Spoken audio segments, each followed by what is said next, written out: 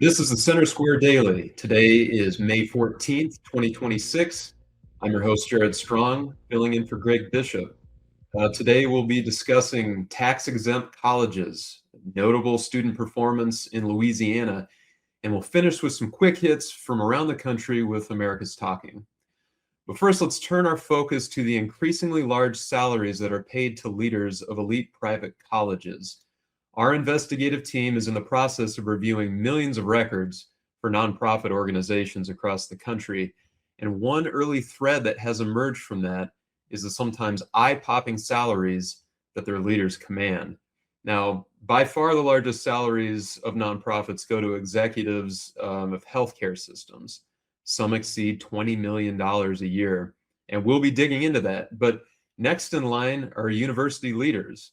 The University of Pennsylvania, Columbia, Harvard, USC, and many others. It's common for prominent athletic coaches to get millions of dollars each year, especially if they earn bonuses for, say, winning a national championship. But university presidents have apparently caught on to that play for bonus cash and can double their base salaries, many of which already exceed $1 million, with similar bonus agreements. Now, a researcher at a public university who has studied the president's contracts for more than a decade has found that in a recent 10-year period, the inflation-adjusted pay for college leaders has increased more than 50%. Now, that far outpaces the increase in pay for other university employees.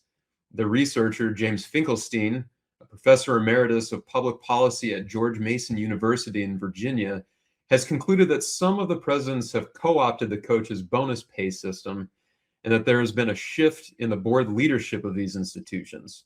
They're often made of folks who earn tremendous wages in the private sector who are more agreeable to higher salaries for university presidents.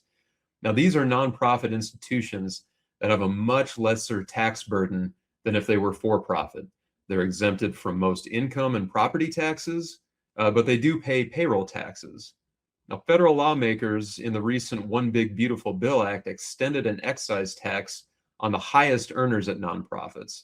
That mostly affects the healthcare systems. But President Donald Trump has repeatedly threatened to revoke the tax-exempt status of elite universities that refuse his directives to overhaul their policies, especially those that might give preference in hiring and admissions based on race and gender. Others have questioned the fairness of federal policies that allow the schools to skirt tax liabilities while they amass tens of billions of dollars in assets. They develop patented technologies with government support that are worth hundreds of millions. And some of these institutions are getting $1 billion a year in federal grants. And then there's the ballooning salaries. Columbia University's president was paid about $4.4 million in a recent year. The University of Southern California's president made about $4 million. Now, the University of Pennsylvania's president recently made $5 million, and his predecessor was paid a $20 million retention bonus on her way out the door. This was just a few years ago. It was a so-called deferred compensation payment, which some universities use to ensure their leaders will stay. They call them golden handcuffs in the private sector. Now, the universities set aside a certain amount of pay each year, which isn't paid out unless the presidents remain in their jobs for a certain amount of time.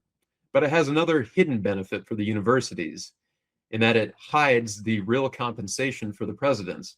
Rather than having to face some amount of outrage at their pay each year, the potential outrage is confined to the end of the president's term. And there's the issue of property taxes and how some large cities with lots of nonprofits have asked them to voluntarily surrender payments in lieu of taxes to pay for city services. But most don't meet the full amount of those requests. I've gone on long enough about this story, so if you want to learn more, check out our website at thecentersquare.com. Now let's turn our attention to Louisiana, and more specifically, the so-called Louisiana Leap in national education rankings. Louisiana is among a handful of southern states that have made the largest K-12 education gains in recent years, and there was some room for growth. Not that long ago, Louisiana was ranked near dead last among states overall. It's made some vast improvements. Joining us to talk about it is Nolan McKendry, the Center Square state government reporter in Louisiana. Nolan, What's the latest, and how did we get there? Uh, that's a good question. A lot of different things were done to really produce this result, and I'm sure it's very encouraging for the leaders in the state. Uh, Prior to COVID, as you mentioned, Louisiana had always struggled with education, often coming in at the 50 and in the 40s in the rankings for readings and math. And they were sick of it, and they knew that it was a problem. They knew that people were leaving the state because of it, and that parents wanted their kids to get better education. And one of the, I think, what leaders would say has been the most important change has been this drive to really hone in on tutoring. The state has introduced a high dosage tutoring program that requires students struggling in reading and math to receive 30 minutes of tutoring every day. And that was, I think, instituted just 2 years ago. And already it appears to be paying off. So yesterday, the state did not release the actual rankings for the nation's report card. And just to back up a sec, the nation's report card is this study released every year by 3 of the Ivy League colleges, Dartmouth, Harvard, and I think Stanford. And they, just go through the 4th grade and 8th grade reading and math rankings and how those students are scoring. And Louisiana is leading the way. They're first in reading growth, and they are second in math growth. And so in June, when they release the official report, we'll find out their exact rankings. And so students who are frequently absent from school remain a problem there, right? And that's key for overall achievement. So what are they doing about that? That's correct. The absenteeism is a big issue, and this truancy is defined as missing 10% of the school year, and it got worse over the last year by I think 4 percentage points, which is that's actually a lot. I don't know exactly how many students that would translate to, but 4 percentage points is nothing to sneeze at. In order to address it, Secretary Brumley said that they had been providing regional attendance support throughout the state with the collaboration of the justice system and the faith-based community. For instance, when at the press conference yesterday, I spoke to the Baton Rouge district attorney, and while he didn't say anything about what he and his office have done specifically to address truancy, he added that it was a very difficult thing to address because the laws, because they don't often prosecute the laws related to truancy.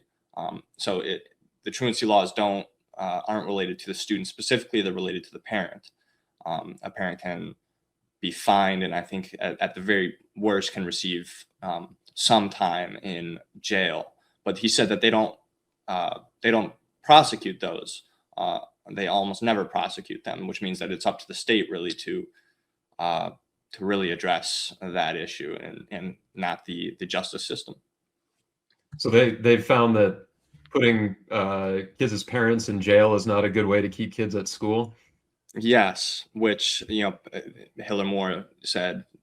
Of course, the district attorney said, of course. I mean, that would only make matters worse, which is exactly what he told me, and it makes sense. I mean, it's not the parent who's missing school. Why would that change whether or not the kid ends up in school that day? In fact, it's likely that it would only make it worse. Yeah. So how do electronic devices fit into all this? I can speak from experience as a father of 3 kids. Video screens can hold their attentions far better than I can. Does the state limit cell phones at school? They do, in fact. There was a statewide cell phone ban passed in 2024, and it's funny you bring up your kids. I mean, as somebody who was born in 1999, I have personal experience in understanding just how much of a drain being raised on a screen. At least that's how it feels. I mean, obviously, I don't have any real quantitative data to express that. This is only a subjective anecdote, but it certainly feels like typing and